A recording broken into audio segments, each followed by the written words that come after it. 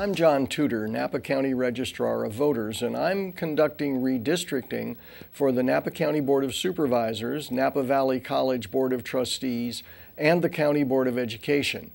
As a part of this process, we have had a two-segment series, of which this is the second, describing how local redistricting works and what the criteria are that we follow in drawing districts. In the first segment, we talked about what the current districts look like.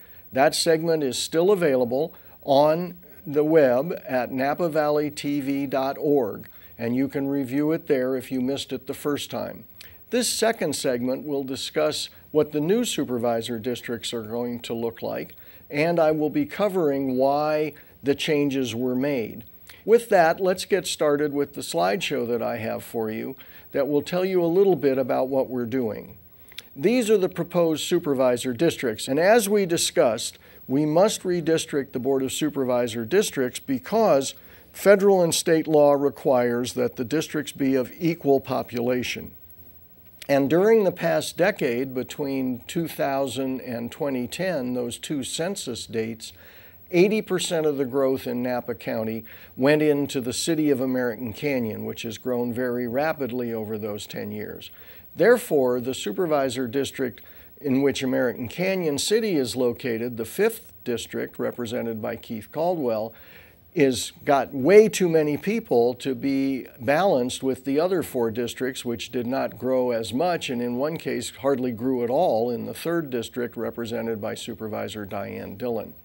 So my job is to bring these new population figures into a geographic information system software program and then actually move the lines of the districts by census block, adding people and subtracting people until I have the correct balance. These are the criteria we use to make the changes. First, equal population as established by the Supreme Court of the United States in 1962. Secondly, federal and state voting laws. And finally, respect for city and county boundaries. That's pretty simple because all 3 of the Up Valley cities are in a single supervisor district now. They weren't before, assuming these proposed changes stay in effect. And secondly, the city of American Canyon is in its own supervisor district, while the city of Napa is split between all 5 supervisor districts because of its size. It cannot be accommodated in a single district. We're also looking for compactness so that these districts make sense and don't look like lizards crawling on a rock. These are the current districts, and you can see what our problem was. We had a 55.87% deviation, and that had to be dropped down to less than 5%. And you can see quickly that the District 5, including the city of American Canyon, had 34,673 people, whereas the smallest district in terms of population, but the largest in geography, the 3rd district, only had 24,090 people.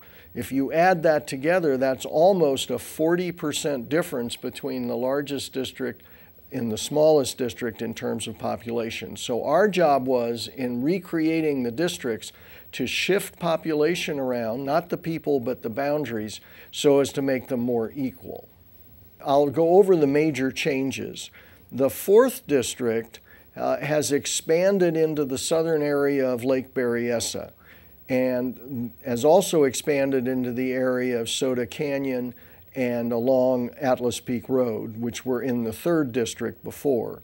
The 3rd district has expanded to include the town of Yountville, which used to be in the 2nd district, and also that area north and west of Yountville, including up to the Oakville grade.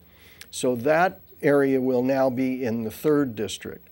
The 2nd district has shifted south and to the west and picked up the Mount Veeder and Dry Creek areas from the 1st district, which needed to move further south and further into the city of Napa.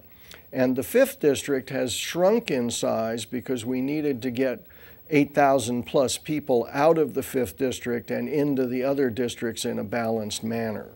So now you can see where District 5 used to have 8,000 people too many. In these new boundaries, it only has 48 too many people. So we've gone from a 55% deviation to a 4.22% deviation.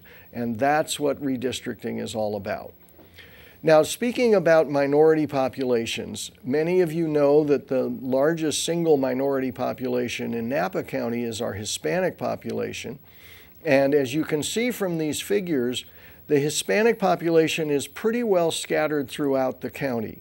And for the new supervisorial districts, the ones at the lower part of the screen, the population of Hispanics goes from 25.1% to 41.1%, which is still not a great variance.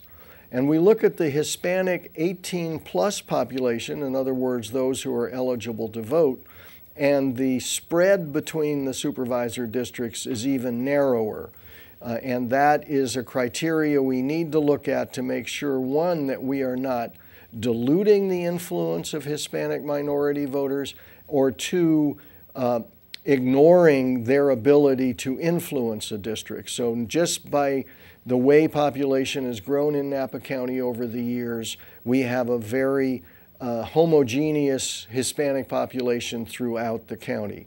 One thing I'm not showing here are some of the other minorities, which on a countywide basis have a very small percentage of the population. However, in the city of American Canyon, the Asian Pacific Islander minority is actually the majority in terms of a single minority, in that they have almost 36% of the population in the city of American Canyon is Asian Pacific Islander.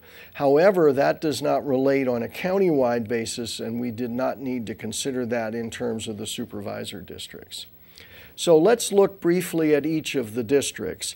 District 1, which you remember shifted south and west as District 2 moved into that area, has shifted east and now takes in part of the known as the Shirtliff area, Shetler Drive, and east of the Silverado Trail, south of Coombsville Road and north of Imola. This was all in the 5th district, but had to be shifted into the 1st in order to reduce the population of the 5th district.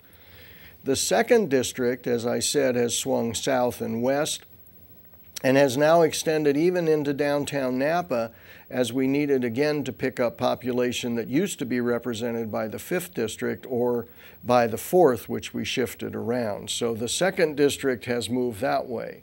The 3rd district has shifted to the west, where Silverado Trail is now the boundary, and has shifted to also to the west on the other side of Highway 29 to pick up that area, including the town of Yountville, which is at the top of this slide. In the 3rd district, all of that area was in the 2nd district because we had to add, as you recall, almost 3,000 people to the 3rd district to balance them out. District 4 has not changed that much. It has extended a little bit up to the west towards Highway 29, and it shifted a little further to the north, as I mentioned, towards Lake Berryessa. And then, of course, the 5th district just got smaller. As you recall, we moved that area that was in the city of Napa near Main Street and Lincoln out of the 5th district and into the 1st district, and also the area from Imola Avenue to Coombsville to the east there has been moved out of the 5th district into the 1st district. And with all those changes, we were able to reduce the population of the 5th district to our target of almost exactly 27,100. Now, I am very open to any comments or questions or ideas that members of the public have about this effort. As I mentioned, there'll be 2 public hearings, one in American Canyon and one in Yountville, and then another 3 hearings before the Board of Supervisors in September. But in the meantime, feel free to contact me. My phone number and email address are there, and I look forward to hearing from you and to giving you any information you need or to accepting your comments so that I can convey those to the Board of Supervisors. And with that, I believe we've concluded our 2nd segment.